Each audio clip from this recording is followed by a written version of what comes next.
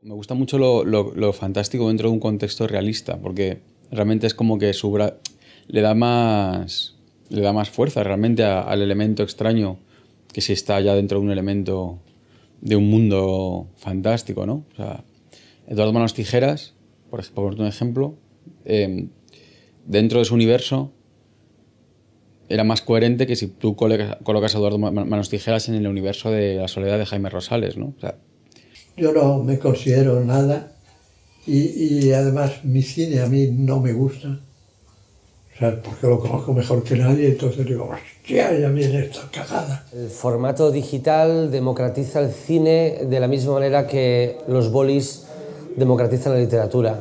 O sea, lo que realmente democratiza un lenguaje es el dominio de ese lenguaje. Ninguna circunstancia técnica